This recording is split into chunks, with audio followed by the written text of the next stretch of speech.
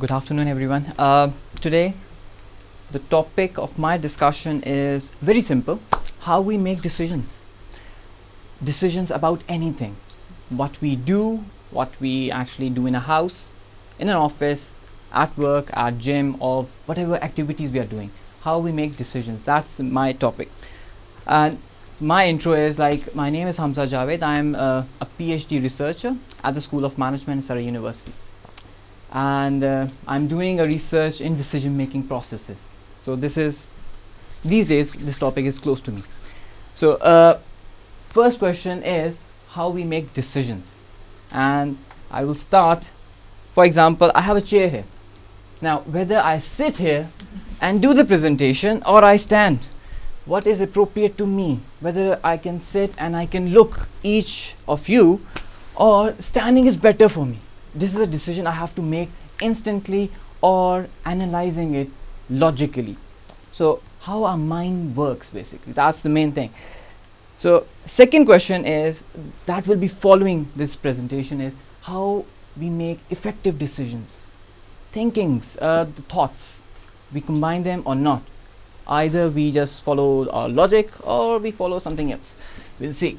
And the third thing, how sure we are these decisions will result in successful outcomes, positive or negative or in the middle, medium. Okay, now we start.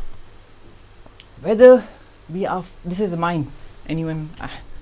I think so. Everyone notice that this is the mind, human mind. Either we use our human mind to make a decision, or we are following the human heart. That's a very tricky thing. So now, going through the human mind, before human mind, basically we are thinking logically, rationally, sensibly. That is what most of the people know while we're using human mind. But mind has many other dimensions as well, which I will be going follow in the slide. Now this is a scenario. For example, we are given a shelf of tins.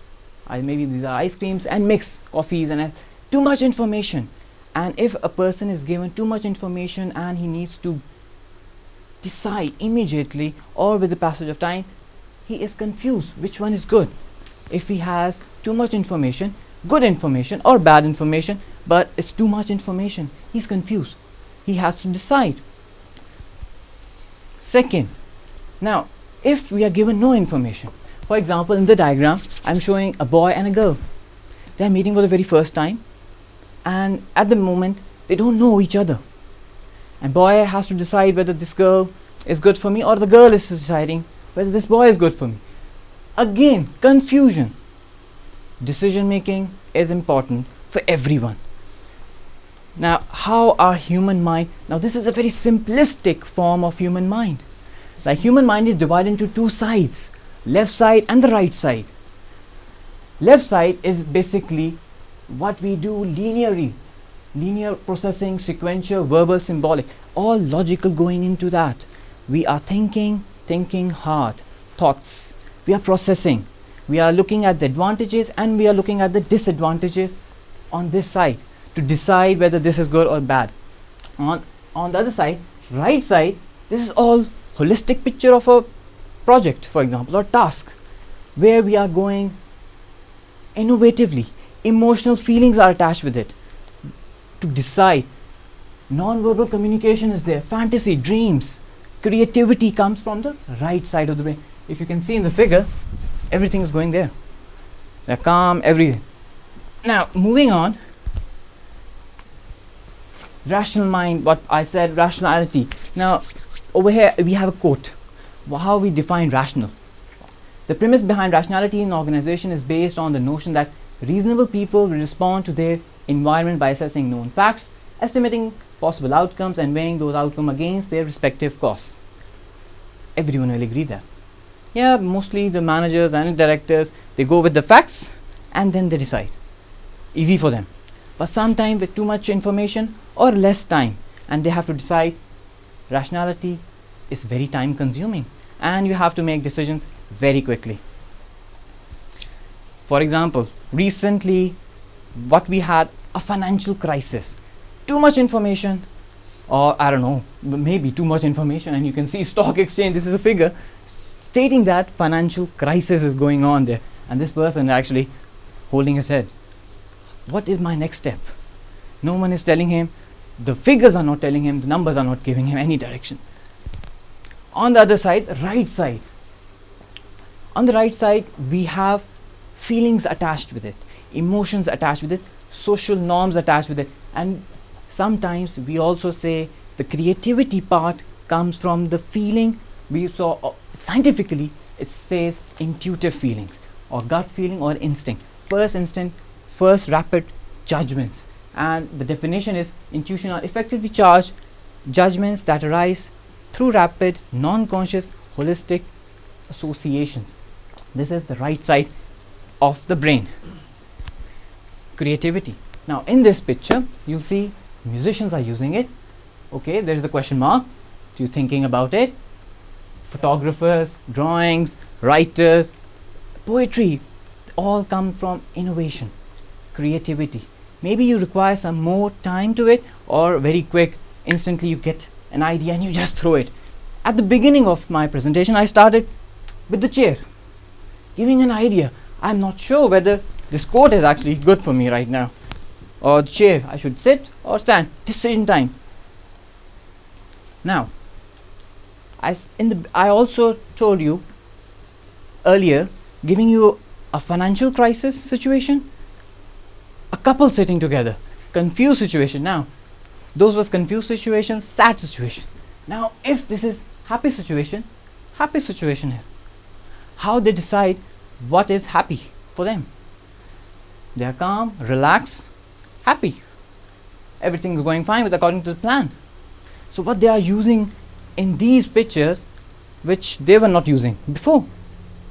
Maybe one track mind on those pictures for each of them, or they're not combining. They're not mutually using the right and the left, both sides of the brains. Now, what we are suggesting as a researchers, that best decisions comes from if you combine, you join both of logic, rationality plus feeling, experience. Effective decisions. Effective decision. With the combination of both, can we make effective decisions or not? Still, we are researching about that. Now, again, this man is confused. He wants to be happy and he's also sad. So how he make a decision to make successful results of it? So our conclusion is basically mind and heart go together.